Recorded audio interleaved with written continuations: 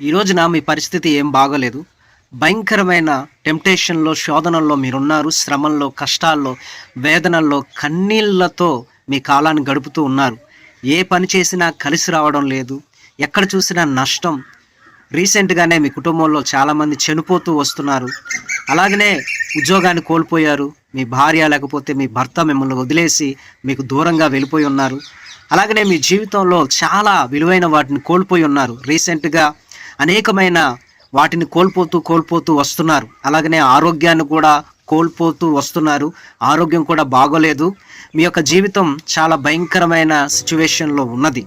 అయితే ఇలాంటి పరిస్థితుల్లో మీరున్నారు. ఈ కష్టాల్లో నుండి, వేదనల్లో నుండి, బాధల్లో నుండి బయటపడే మార్గం తెలియక, ఈ అప్పుల్లో నుండి ఎలా బయటికి రావాలో తెలియక మీరేం చేస్తున్నారంటే మీ జీవితాన్ని ముగించుకోవాలని, ఇక చనిపోదాం, ఇక నా వల్ల కాదు అని నిర్ణయంతో మీరున్నారు. అయితే దేవుడు ఈ రోజున తన పరిశుద్ధ లేఖనాల ద్వారా నీతో మాట్లాడబోతూ ఉన్నాడు. ఈ యొక్క వీడియోని ఆఖరి వరకు కూడా వీక్షించండి. పరిశుద్ధాత్మ దేవుడు నీతో మాట్లాడతాడు.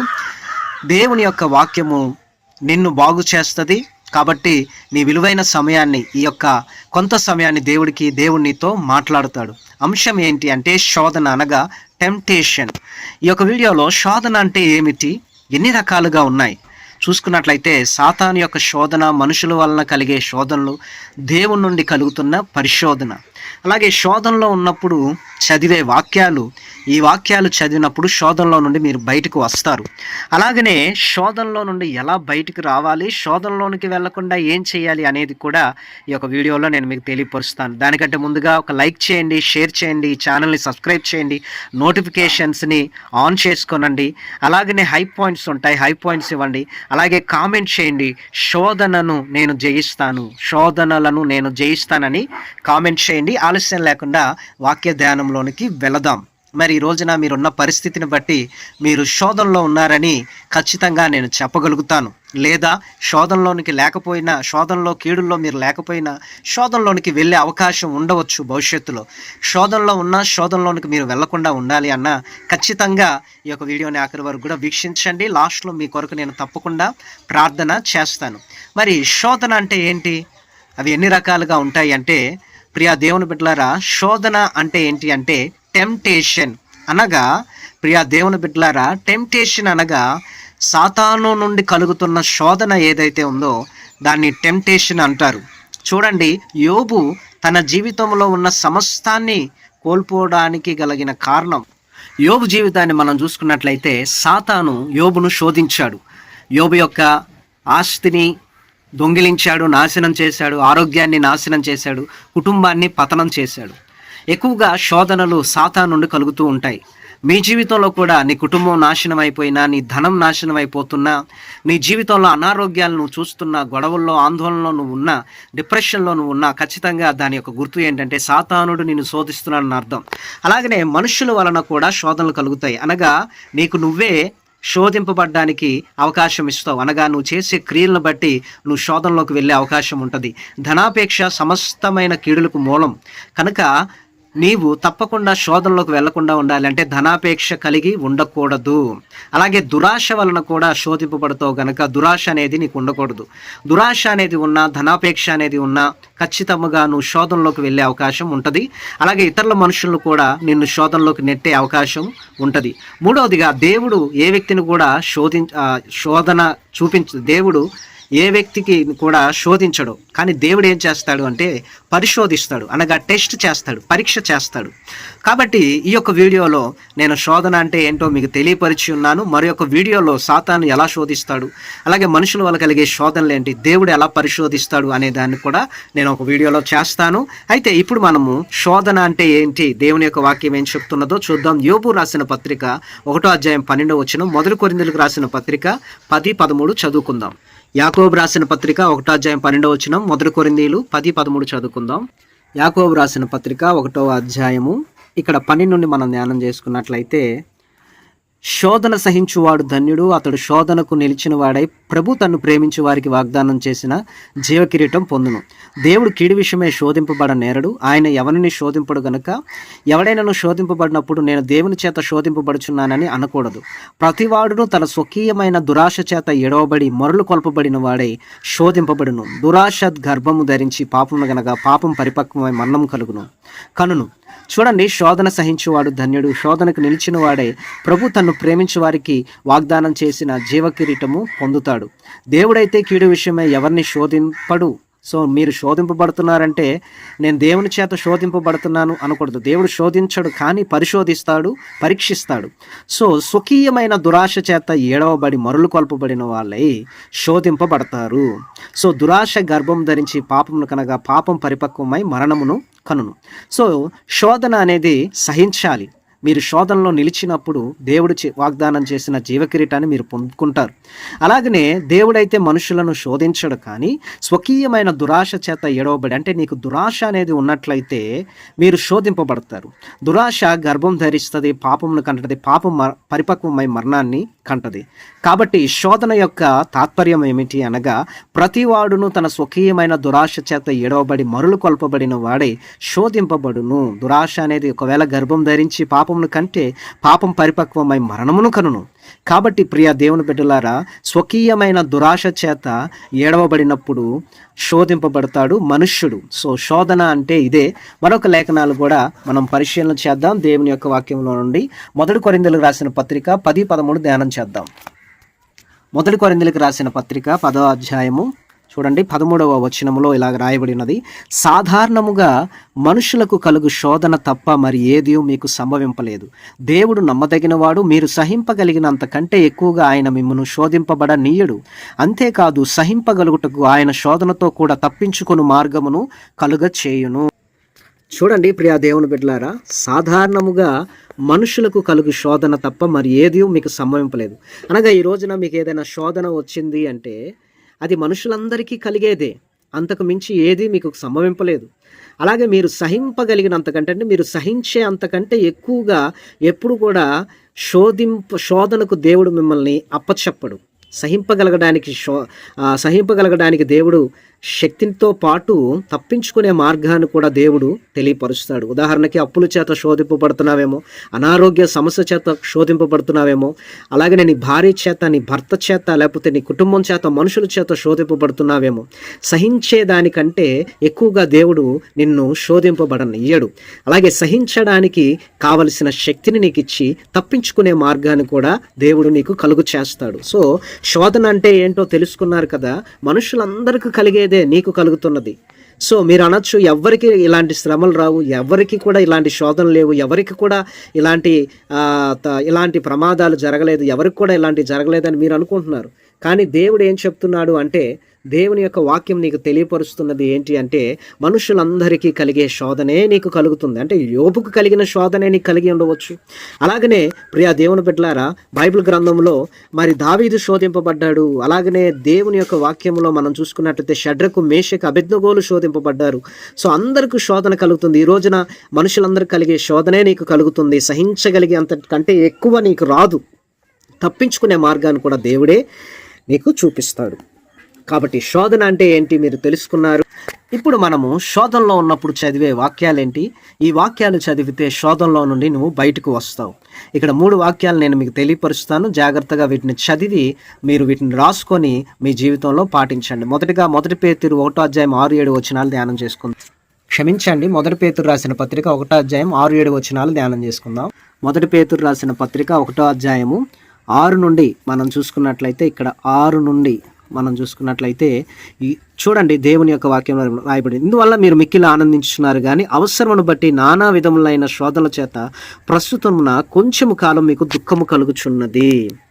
నశించిపోవు సువర్ణము అగ్ని పరీక్ష వలన శుద్ధపరచబడుచున్నది కదా, దానికంటే అమూల్యమైన మీ విశ్వాసం ఈ శోధనల చేత పరీక్షకు నిలిచినదై యేసుక్రీస్తు ప్రత్యక్షమైనప్పుడు మీకు మెప్పును మహిమయు ఘనతే కలుగుటకు కారణమగును. చూడండి దేవుని యొక్క వాక్యంలో రాయబడి ఉన్నది. ఇప్పుడు అవసరాన్ని బట్టి నానా విధములైన శోధనల చేత ప్రస్తుతం ఉన్న కొంచెం కాలం, ఒక 6 నెలలు, ఒక 3 నెలలు, ఒక సంవత్సరం, ఈ శోధనల వల్ల మీకు దుఃఖం కలిగి ఉండవచ్చు. ఈ శోధనల మూలాన మీరు ఏడుస్తూ ఉండవచ్చు. కానీ దేవుని యొక్క వాక్యం తెలియపరుస్తుంది, నశించిపోతున్న సువర్ణం ఏదైతే ఉందో, బంగారము అగ్ని పరీక్ష వలన శుద్ధపరచబడుతుంది. అలాగనే అమూల్యమైన మీ విశ్వాసం ఈ శోధనల చేత పరీక్షకు నిలిచినదై యేసుక్రీస్తు ప్రత్యక్షమైనప్పుడు మీకు మెప్పును మహిమయు ఘనత కలుగుటకు కారణమవును. దీన్ని బట్టి మీరు అర్థం చేసుకోవాల్సినది ఏంటి అంటే, అనేకమైన శోధనలు ఈ రోజున మీకు కలిగి ఉండవచ్చు. కొంచెం కాలమే మీకు ఈ దుఃఖము. దీని మూలాన మీ విశ్వాసం పరీక్షింపబడి సువర్ణము ఎలాగైతే పరీక్షకు నిలిచినదై తదుపరి సువర్ణం అనగా బంగారం ఎలాగైతే శాశ్వతంగా ఉంటుందో, అలాగన మీ విశ్వాసము కూడా పరీక్షింపబడి రాబోయే దినాల్లో క్రీస్తులో మీరు బలంగా ముందుకు వెళతారు. కాబట్టి కొంచెం కాలమే మీకు దుఃఖము అనగా కొన్ని దినాలు, కొన్ని నెలలు, కొన్ని సంవత్సరాలే ఈ బాధ, ఈ వేదన, ఈ దుఃఖం, ఈ అనారోగ్యమైన, ఈ అప్పులైనా, లేకపోతే ఈ యొక్క ఎడబాటులైనా, ఈ యొక్క కొట్లాట్లైనా, ఈ జగడాలైనా, ఏదైనా కానీ, నిందలైనా, అవమానాలైనా, నిరుద్యోగమైనా, సంతాన లేమి అయినా, ఏ శోధన అయినా కానీ కొద్ది కాలమే మీకు దుఃఖం కలుగుతుంది. తదుపరి దేవుడు తన మహిమ ద్వారా నిన్ను బయటకు తీసుకొని వచ్చి నిన్ను ఆశీర్వదిస్తాడు. క్రీస్తు ప్రభువారు ప్రత్యక్షమైనప్పుడు కూడా మీకు మెప్పు, మహిమ, ఘనత కలుగుతుంది. అలాగనే మరొక వాక్యలేఖనాన్ని మనం చూసుకుందాం. ప్రకటన గ్రంథం 3:10. ప్రకటన గ్రంథం 3వ అధ్యాయము 10వ వచనములు.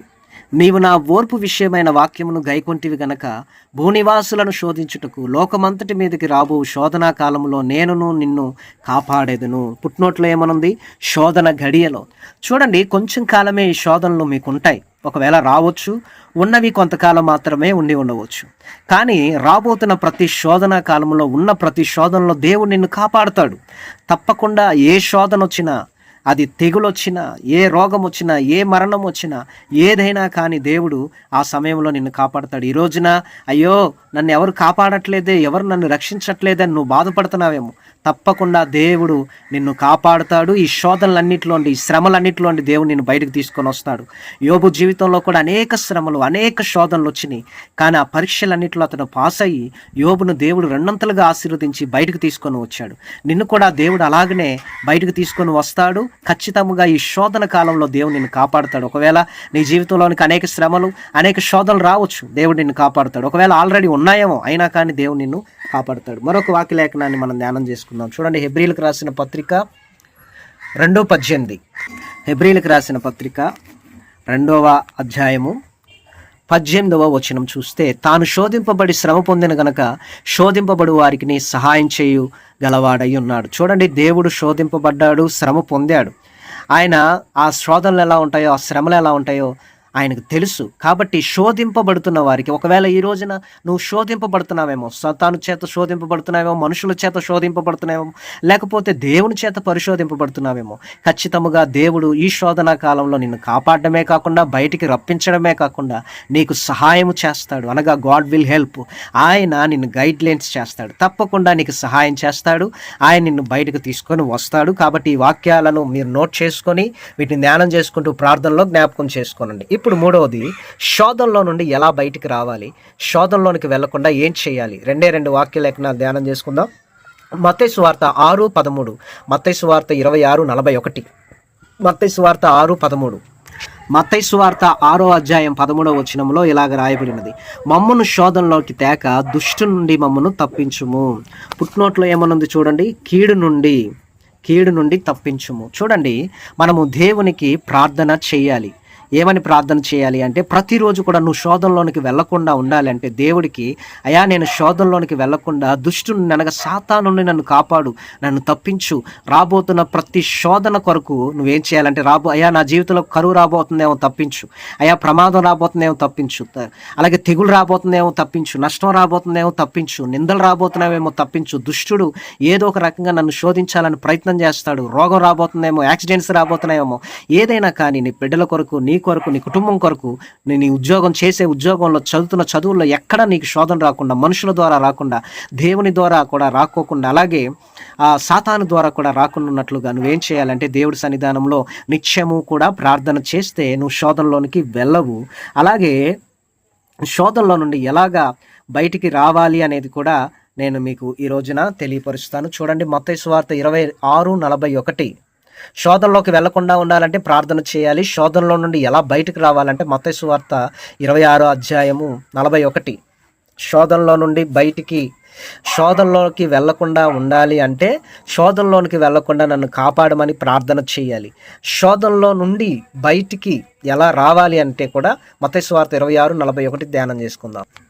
శోధనలో నుండి ఎలా బయటికి రావాలి, శోధనలో వెళ్లకుండా ఏం చేయాలంటే మత్తయి సువార్త 26:41లో ఇక్కడ రాయబడి ఉన్నది. ఒకసారి మనం ధ్యానం చేసుకుందాం. 41లో మీ శిష్యులు ఆయన వద్దకు వచ్చి వారు నిద్రించుట చూచి ఒక గడి అయిన నాతో మేల్కొని ఉండలేరా, మీరు శోధనలో ప్రవేశించకున్నట్లు మెలకువగా ఉండి ప్రార్థన చేయుడి, ఆత్మసిద్ధమే కానీ శరీరం బలహీనమని పేతురుతో చెప్పి, ఇక్కడ చూడండి ప్రభు వారు శిష్యులు నిద్రించుట చూచారు. నువ్వు ఎప్పుడైతే నిద్రపోతూ అజాగ్రత్తగా ఉంటావో తప్పకుండా శోధనలు అనేవి నీ జీవితంలోనికి ప్రవేశిస్తాయి. శోధనలోకి నువ్వు వెళ్లకుండా ఉండాలి అన్నా, శోధనలో నువ్వు బయటికి రావాలి అన్నా ఒక గడియ అనగా ఒక గంట అయినా కానీ మేల్కొని ఉదయాన్నే లేచి మీరేం చేయాలి అంటే దేవుడి సన్నిధానంలో ప్రార్థన చేయాలి. శోధనలోకి ప్రవేశించుకున్నట్లుగా మెలకువ కలిగి మీరు ప్రార్థన చేయాలి.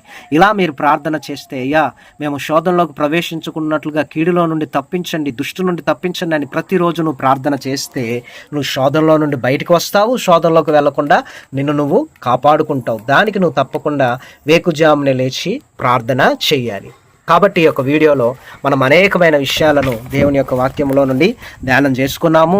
శోధన అంటే ఏంటి, సాతాను ద్వారా జరిగే శోధన, మనుషుల వల్ల కలిగే శోధన, దేవుని ద్వారా జరిగే పరిశోధన, శోధనలో ఉన్నప్పుడు చదివే వాక్యాల గురించి తెలుసుకున్నారు. శోధనలో ఎలా బయటకు రావాలి, శోధనలో వెళ్లకుండా ఏం చేయాలనేది కూడా మీరు తెలుసుకున్నారు. కాబట్టి ఈ యొక్క వాక్య లేఖనాలన్నీ కూడా నోట్ చేసుకోనండి. లైక్ చేయండి, షేర్ చేయండి, సబ్స్క్రైబ్ చేయండి, కామెంట్ చేయండి. శోధన జయిస్తానని మీకు ఒక చిన్న ప్రార్థన చేస్తా. హై పాయింట్స్ ఉంటాయి, హై పాయింట్స్ కూడా ఇవ్వండి. ప్రభా, ఎవరైతే ఈ యొక్క వీడియోని చూస్తారో వారిని, వారి కుటుంబ సభ్యులను దీవించి ఆశీర్వదించి నీ మహిమతో నింపి నీ బిడ్డల శోధనలోకి వెళ్లకుండా, శోధన నుండి తప్పించబడడానికి సహాయం చేసి వాక్య లేఖనాల ద్వారా బలపడి ముందుకు వెళ్ళడానికి సహాయం చేయండి. యేసు నామములో అడుగుతున్నాం తండ్రి, ఆమేన్. మీ ఫ్రెండ్స్కి, మీ ఫ్యామిలీ మెంబర్స్ అందరికీ ఈ వీడియోని షేర్ చేయండి. God bless.